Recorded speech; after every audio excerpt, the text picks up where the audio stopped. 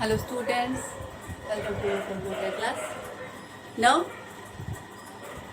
we are starting the new chapter, that is chapter number 4, Tables in MS Access 2010.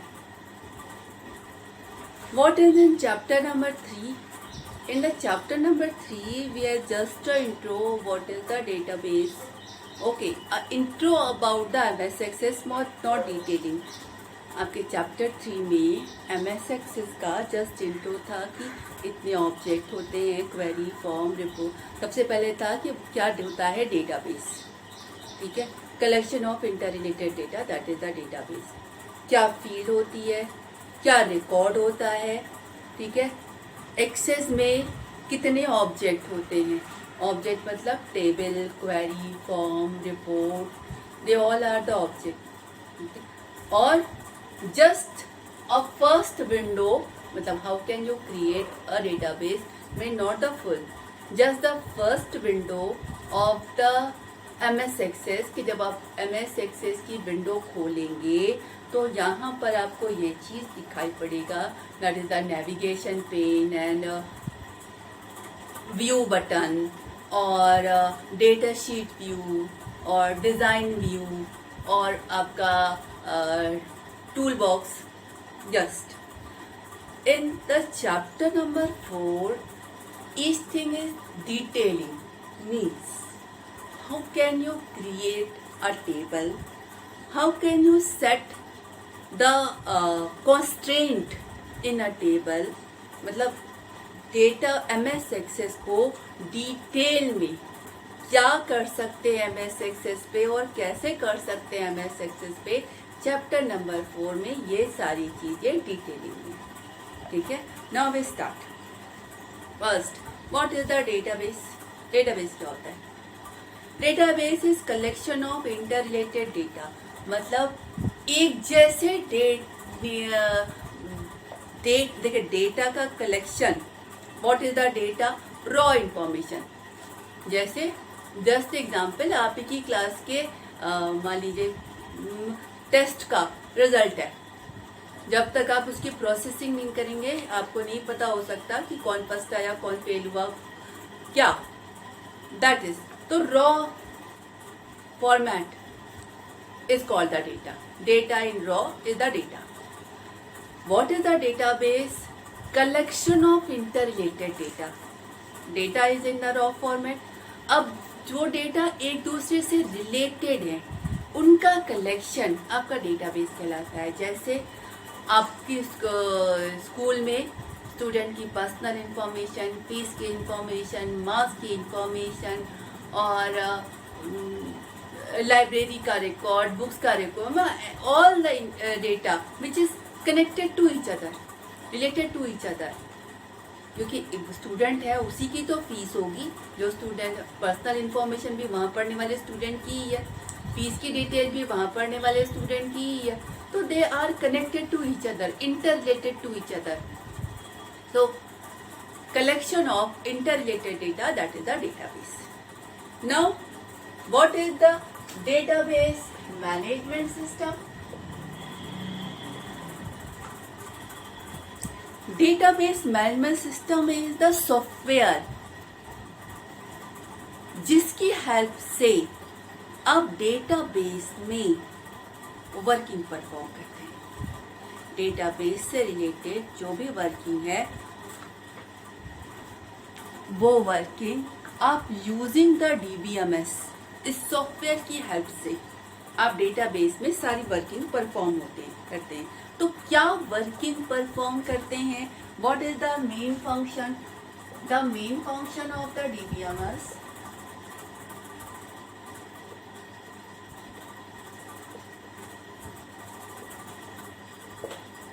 First, organize the data.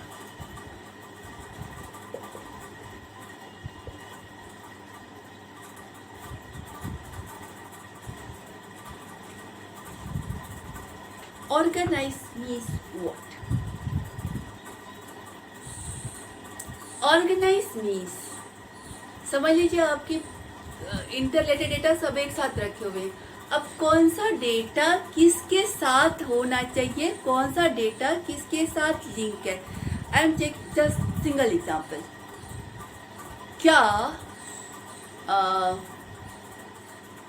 आपका phone number क्या है, address क्या है, ये आपके मार्क्स के साथ होना चाहिए। मार्क्स के साथ तो सिर्फ आपका सब्जेक्ट, रोल नंबर और मार्क्स, बस इतनी ही ज़रूरत है। आपके एड्रेस की इंफॉर्मेशन, आपके फ़ोन नंबर की इंफॉर्मेशन क्या फीस के साथ या मार्क्स के साथ होनी चाहिए? नहीं। तो ऑर्गेनाइज मतलब okay, this is the data. कौन सा डेटा किसके साथ होना चाहिए, कौन सा डेटा किसके साथ लिंक है। मतलब जैसे आपने बनाई एक पर्सनल नाम की टेबल, और कैसे, स्टूडेंट नाम की टेबल। अब स्टूडेंट वाली टेबल में आपने कौन कौन से डेटा डाले? आपने डाला रोल नंबर, नेम, स्टूडेंट का address, phone number, date of birth, all the information. ठीक है। अब ऑर्गेनाइज मीन्स आपने कलेक्शन में से जो पर्सनल वाले रिकॉर्ड है वो निकाले और वो एक टेबल में डाले। Here the roll number is the primary की, मतलब आपका इस टेबल में चाहे जितनी रो हो, रोल नंबर एक और केवल एक ही बार आएगा। Now come to the fees one. अब फीस में आपका समझ लीजिए किस मंथ की फीस है और हाउ मेनी फीस। अब सिर्फ मंथ और फीस से तो आप आइडेंटिफाई नहीं कर पाएंगे कि ये किसने जमा की। आप मान लीजिए उस पर फीस आईडी नाम की भी कोई डाल दे, रसीद नंबर डाल दे, तो भी आप आइडेंटिफाई नहीं कर पाएंगे कि ये फीस किसने जमा की। यानी ये जो रोल नंबर है, same roll number is make a column here. अब अगर इस टेबल में ये मान लीजिए फीस वाली टेबल है, ठीक है, इस फीस वाली टेबल में रोल नंबर डाला आपने, मंथ डाला, फीस डाला। अब यहाँ पे रोल नंबर रिपीट होगा। क्यों? क्योंकि रोल नंबर 10 ने जनवरी में भी जमा की, रोल नंबर 10 ने फरवरी में भी जमा की, तो वो रिपीट हो रहा है, मतलब वो प्राइमरी की नहीं है। लेकिन उसी रोल नंबर की हेल्प से आप आइडेंटिफाई कर पा रहे हैं कि ये जो फीस है आखिर जमा किसने की। ठीक है। तो this is the linking, this is called linking. This is the primary key है, दिस इज द फॉरेन की। तो ऑर्गेनाइज द डेटा मतलब क्या? अब यहाँ पर इस फीस वाले में एड्रेस, फोन नंबर और डेट ऑफ बर्थ आप नहीं रख रहे हैं, कोई ज़रूरत नहीं है। आपको अगर फीस रिसिप्ट में इस चीज़ की ज़रूरत भी पड़े तो भी आप इस रोल नंबर के करस्पॉन्डिंग ये इंफॉर्मेशन यहाँ से लेंगे। यानी डेटा को आप रिपीट भी नहीं कर रहे हैं, अननेसेसरी रिपीटिंग भी नहीं हो रही है। और कौन सा डेटा किस डेटा से, कौन सी टेबल किस टेबल से किस कॉलम के थ्रू लिंक है, this is the organising of the data. कौन प्राइमरी की है, कौन फॉरेन की है, किस टेबल में कितने कॉलम होने चाहिए, कौन सा कॉलम किस टेबल से लिंक है, ये सारी चीज़ें, ये सारी वर्किंग डेटा की ऑर्गेनाइजेशन में कहलाती है। And this is the done by the database, DBMS। Second function is to control how and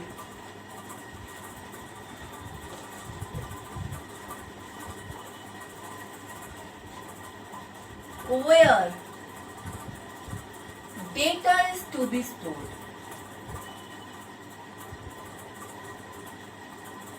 इस लाइन का क्या मतलब हुआ? जस्ट इमेजिन इन माइंड, मान लीजिए आपके स्कूल में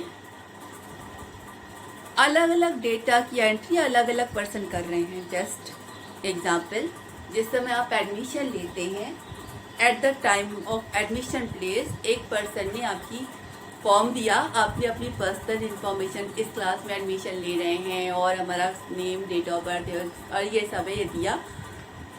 अब वो पर्सन आपकी इंफॉर्मेशन इस जगह पर एंट्री कर रहा है, ठीक है। अब आप फीस जमा करने गए, ठीक है, फीस जमा करने गए तो फीस जमा करने वाला अलग पर्सन, उसने आपकी इंफॉर्मेशन ली और अपने डेटाबेस में स्टोर कर दिया। मैं ये नहीं कह रही हूँ ऐसे होता है, मैं ये कह रही हूँ कि अगर ऐसे हो तो क्या होगा, ठीक है। उसके बाद आप, ये हुआ आपका पर्सनल रिकॉर्ड, ये फीस का, ये मार्क्स का।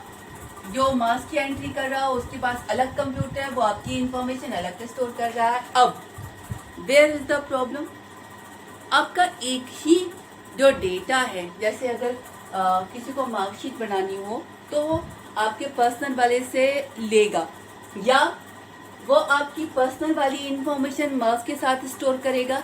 इसके पास इसका अलग डेटाबेस, इसके पास अलग और इसके पास अलग। प्रॉब्लम कहाँ पे आएगी, जैसे मान लीजिए कोई चेंज आपने किया तो इधर वाले में तो चेंज हुआ और इधर नहीं हुआ, यानी आज आपका एड्रेस चेंज हुआ। अब इसको मार्कशीट बनानी है तो पर्सनल रिकॉर्ड इसके पास भी है, इसको फीस की रसीद बनानी है तो पर्सनल रिकॉर्ड इसके पास भी है। आपने इसके पास जाकर अपना एड्रेस चेंज कराया तो एड्रेस आपका चेंज एड्रेस इस डेटाबेस में है या इसके पास है, लेकिन इसके पास और इसके पास नहीं, यानी आप ही का एड्रेस यहाँ पे कुछ और है, यहाँ पे कुछ और है, यहाँ पे कुछ और है। सेम डेट ऑफ बर्थ में चेंज कराया तो जब एक ही रिकॉर्ड की अलग अलग वैल्यू हो, हम डेटा क्यों यूज करते हैं, ताकि उस डेटा की एनालिसिस करके हम कुछ रिजल्ट निकाल सकें। और अगर एक ही डेटा की अलग अलग जगह पर अलग अलग वैल्यू हो तो हम उस डेटा पर डिनाई करके कोई भी डेटा पे बेस होकर कोई भी रिजल्ट नहीं निकाल सकते। अब क्या होना चाहिए या क्या होता है, डेटाबेस मतलब ये तो गलत तरीका हो गया कि हर पर्सन सिर्फ अपने अपने कंप्यूटर पर स्टोर हो रहा है। इसमें प्रॉब्लम आएगी कि डेटा की रिपीटेशन है और रिपीटेशन की वजह से आपका डेटा कंसिस्टेंट नहीं है। कंसिस्टेंट नहीं मीन्स अलग अलग वैल्यू अलग अलग जगह मिल रही है, तो data is inconsistent. What is the solution provided by the DBMS? एक सेंट्रलाइज डेटा मीन्स एक सेंट्रल कंप्यूटर जिस पर आपका डेटाबेस स्टोर है। अब नेटवर्क के थ्रू ये एक दूसरे से कनेक्टेड, ठीक है। अब आप गए एडमिशन लेने, इसने आपकी पर्सनल इंफॉर्मेशन ली, स्टोर की, स्टोर कहाँ होगा, सेंट्रल प्लेस पर। अब इसके बाद आप फीस जमा करने गए तो इसने अब आपसे कोई पर्सनल इंफॉर्मेशन नहीं मांगी, सिर्फ रोल नंबर मांगा। रोल नंबर आपने दिया, इसने यहाँ से आपकी पर्सनल इंफॉर्मेशन देख ली, हाँ इस बंदे ने एडमिशन ले लिया है, और फीस जमा कर दी, फीस स्टोर हो गई। यानी जो डेटाबेस की इंफॉर्मेशन है वो एक सेंट्रल प्लेस पर स्टोर हो रही है और नेटवर्क के थ्रू जितने भी पर्सन हैं वो उसी एक डेटाबेस को एक्सेस कर रहे हैं। तो डेटा अब आपका अगर एक ही जगह है तो यानी उसकी एक डेटा की एक ही कॉपी है, आपका एक ही जगह एड्रेस, एक ही जगह आपका फोन नंबर, एक ही जगह आपके मार्क्स स्टोर हैं, अलग अलग कॉपीज नहीं है, तो डेटा इज कंसिस्टेंट। तो डेटा ये तरीका होता है कि डेटा आपका एक ही जगह स्टोर हो, नेटवर्क के थ्रू जितनी भी जगह पे जरूरत पड़े डेटा को एक्सेस करने की एक्सेस कर सकें। तो दिस इज द थिंग, कैसे डेटा स्टोर होना चाहिए, कैसा रिट्रीव होना चाहिए। The third one, modify and update the data means functionality of the DBMS. DBMS की बात नहीं, आपके डेटा आपने यहाँ पे स्टोर किया। अब DBMS का अगला काम, आपने पहले डेटाबेस बनाया, सेंट्रल डेटाबेस पर आपने टेबल क्रिएट कर दी, जो भी क्रिएट करना है क्रिएट कर दिया। अब इसके बाद डेटाबेस का अगला काम, you can modify and update the data using the DBMS। मतलब पहला आपने डेटाबेस को ऑर्गेनाइज किया, ठीक है, कितनी टेबल होनी चाहिए, उसके बाद एक सेंट्रल प्लेस पर टेबल बनाकर टेबल बना दी। अब टेबल बनाने के बाद DBMS आपको फैसिलिटी प्रोवाइड कर रहा है कि आप नेटवर्क के थ्रू अपनी जगह पे बैठे बैठे उस जो डेटा पड़ा हुआ है, डेटाबेस पड़ा हुआ है, उसको एक्सेस कर सके, उसमें नया डाल सके, पुराना किसी को चेंज कर सके. Modify and update is the same thing, means you are changing, but you can't change only. You can access, you can do the new entry, you can delete, you can do all the things using the DBMS. ठीक है. Second one is the access. Access the data quickly. Means आपके database में table पड़ी हुई है, पहला काम तो आप उसमें एंट्री और चेंजिंग का कर रहे हैं. ठीक है. दूसरा काम, using the DBMS you can access the data, means query result. Means आपको मान लीजिए चाहिए रोल नंबर 1 का पूरा रिकॉर्ड, रोल नंबर 1 डाला, उसकी पूरी हिस्ट्री, पूरी इंफॉर्मेशन आ जाए. मान लीजिए आपको चाहिए क्लास 8 के जितने भी स्टूडेंट हैं उनकी पूरी इंफॉर्मेशन. क्लास 8 डाला, सेशन डाला, उसमें जितने भी स्टूडेंट ने एडमिशन ले रखा है पूरी information. Means accessing the data. Data आप स्टोर क्यों कर रहे हैं? ताकि उस डेटा को अपनी नीड के अकॉर्डिंग आप एक्सेस कर सकें. ठीक है. आपने डाला कि क्लास नंबर 8 में पर्टिकुलर सब्जेक्ट के मार्क्स, तो क्लास 8 के हिंदी के जितने भी मार्क्स हैं वो आपको मिल गए. या क्लास 8 की फीस की इंफॉर्मेशन, क्लास 8 डाला जनवरी या क्या चल रहा है जून की फीस की इंफॉर्मेशन. तो this is the accessing the data and this is provided by the DBMS. Protect and secure the data.